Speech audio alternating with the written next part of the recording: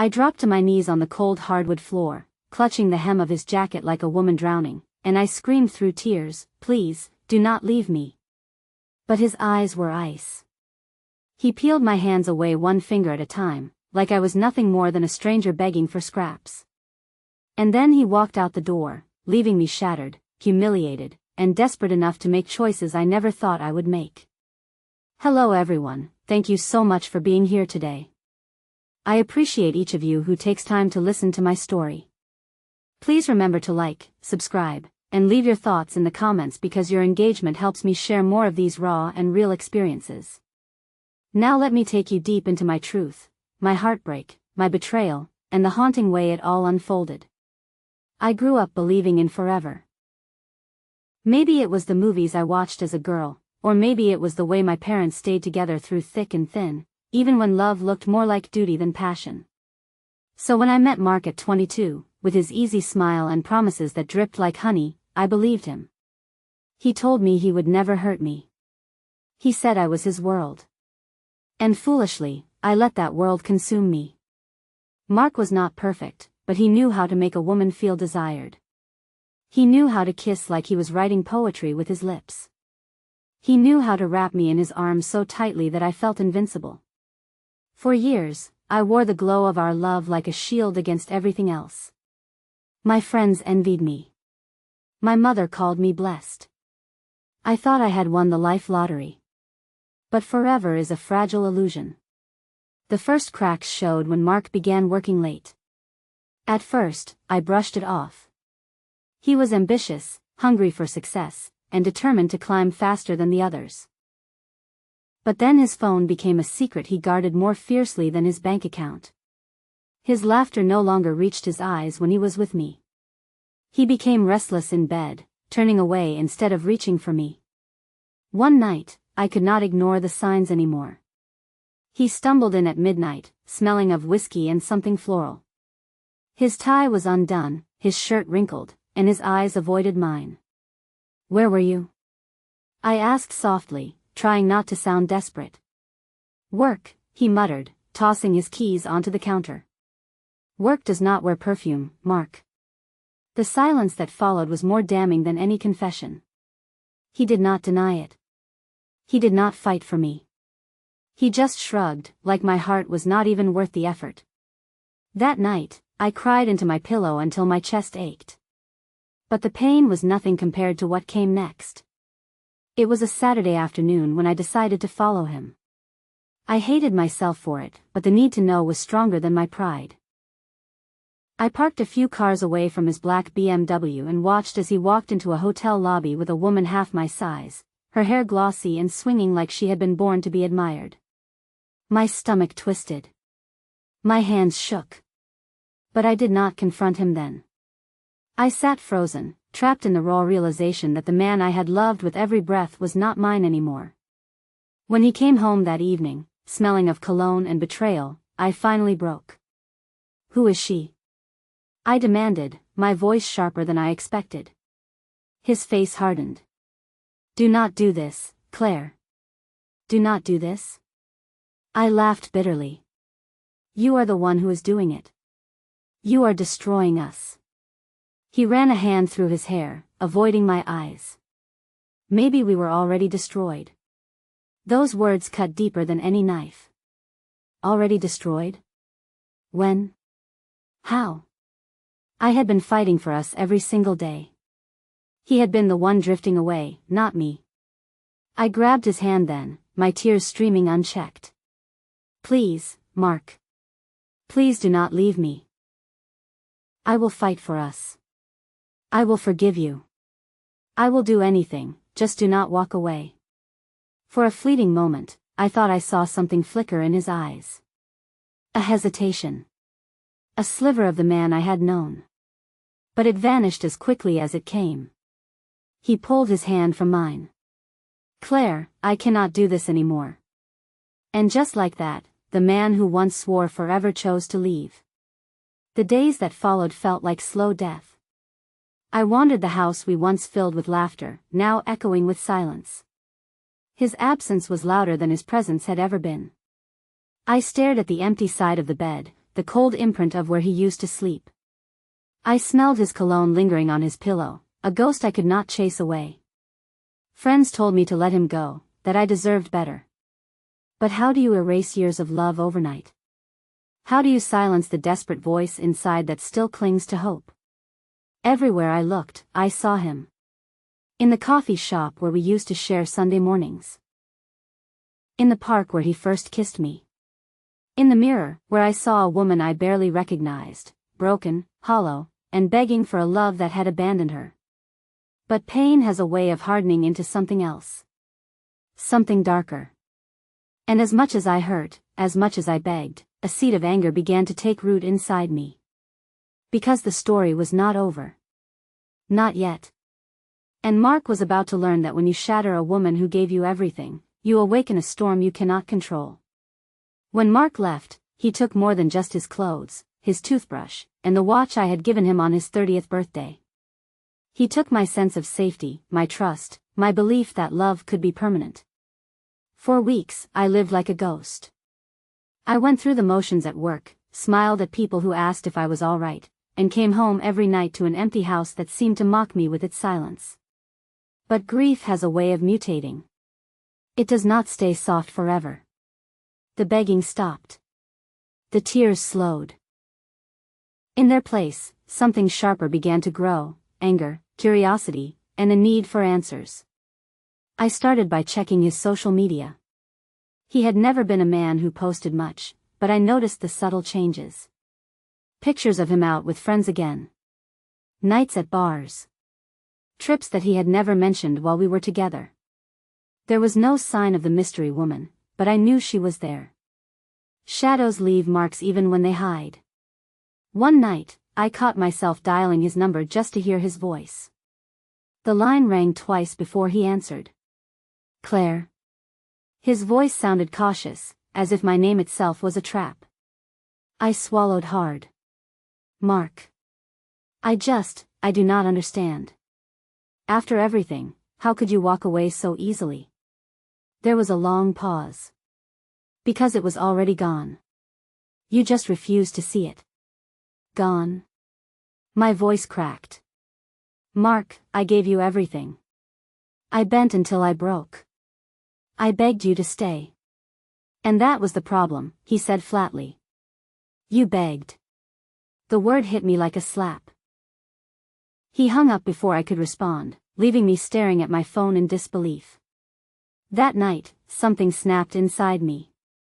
I stared at myself in the mirror, eyes red and swollen, and I whispered, no more. No more begging. No more chasing a man who had already decided I was disposable. But even as I made that promise, I still wanted to hurt him the way he had hurt me. I wanted him to feel the emptiness he had left in me. It was not long before the opportunity presented itself. Mark's best friend, Marcus, had always been kind to me. Too kind, if I was being honest. He had a way of lingering when we talked, his eyes holding mine a little longer than necessary, his compliments carrying an undertone that I used to ignore out of loyalty to Mark. But now? Now that loyalty felt like a joke. One evening, Marcus called to check on me. His voice was warm, almost too gentle. I heard about you and Mark. I am sorry, Claire. You did not deserve that. Something in me broke open. No, I did not, I whispered, my throat tightening. We talked for hours, and I found myself laughing in a way I had not in weeks. Marcus reminded me of who I was before Mark made me small, witty, vibrant, full of life. When he offered to meet for dinner the next night, I said yes before I could stop myself. Dinner with Marcus was nothing like the meals I used to share with Mark. There was no awkward silence, no scrolling on phones under the table. Marcus listened. He looked at me like I mattered. And yet, beneath his kindness, there was an electricity that neither of us pretended to ignore. At one point, he reached across the table, his hand brushing mine. You know, Mark never understood what he had. But I always did. My chest tightened. Marcus. I am not trying to take advantage, he said quickly. I have always cared about you. I should have stopped him. I should have walked away. But instead, I leaned in, drawn to the intensity in his eyes, the way he made me feel seen. Before I knew it, his lips were on mine, soft at first, then deeper, hungrier. The kiss was fire, and I let myself burn. When we pulled away, breathless, reality crashed down. My heart pounded with guilt and adrenaline. "This is wrong," I whispered. "Maybe," Marcus said, his voice low. "But it feels right." That night, I went home torn between shame and exhilaration. I told myself it was just a kiss, that it meant nothing. But the truth was, it meant everything. It was the first time since Mark left that I felt alive. Still, a part of me feared what it would mean if Mark ever found out. He had broken me, yes, but did I really want to cross that line with his best friend? The answer came a week later when Mark showed up at my door unannounced. He looked different, hollow-eyed, his jaw tight. "Claire, can we talk?" My heart jumped. I wanted to slam the door in his face, but I could not. I stepped aside, letting him in. We sat in the living room, silence pressing down on us. Finally, he spoke. "I made a mistake." The words were a dagger. My stomach flipped, my breath caught. "What do you mean?" "I should not have left. I thought I wanted something else, someone else. But I cannot stop thinking about you." His voice broke then, and for the first time, he looked like the one who was begging. I stared at him, my mind spinning. The man I had begged to stay was now begging me.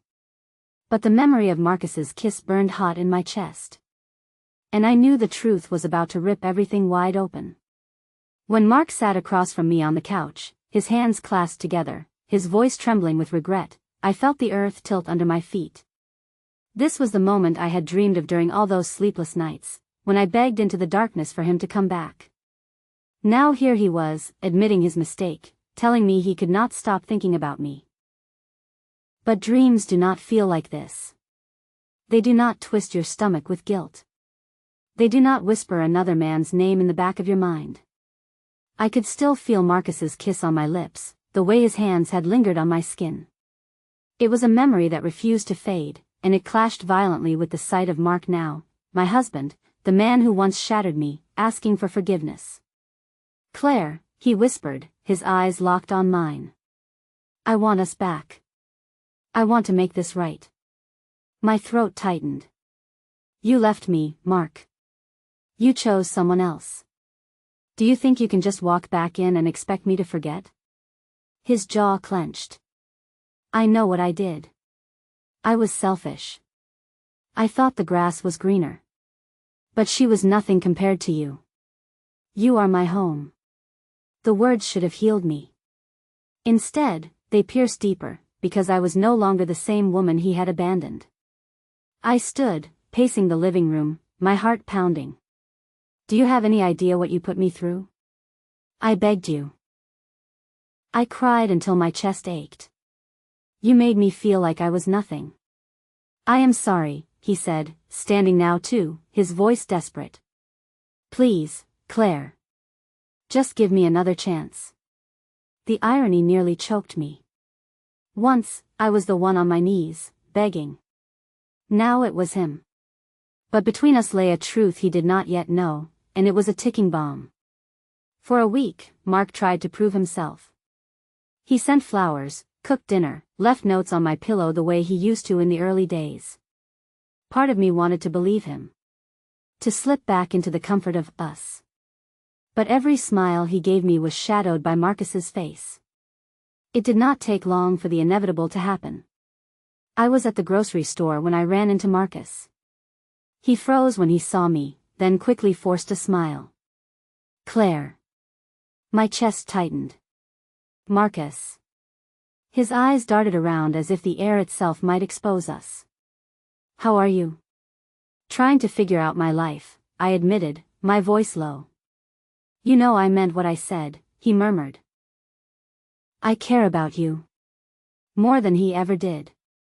Before I could respond, a familiar voice called my name.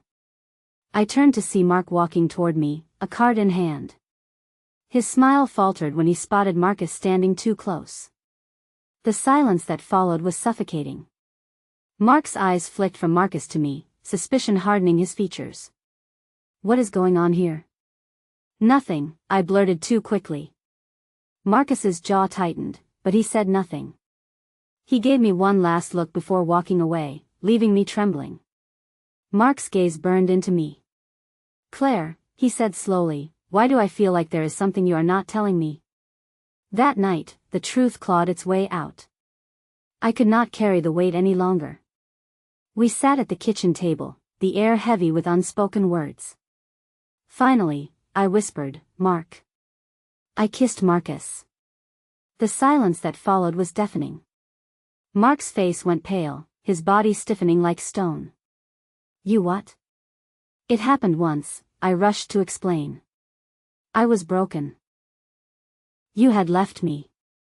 He was there, and I. His hands slammed the table, making me jump. Marcus? My best friend? His voice shook with fury. While I was gone, you turned to him? Tears stung my eyes. You left me with nothing. I was drowning, Mark. I needed someone to remind me I was still alive. He laughed bitterly, but there was no humor in it. So this is what you became without me? You begged me to stay, and then the second I left, you ran to him? The guilt was unbearable, but so was his hypocrisy. Do not act like you are innocent. You left me for another woman. You broke us first. We stood, both of us shaking, our words like knives cutting deeper with every exchange. Finally, he whispered, almost to himself, I cannot believe this. I reached for him, desperate to salvage something. Mark, please. But this time, it was me begging. And this time, he was the one who pulled away. The days after the confession were chaos. Mark stopped answering my calls.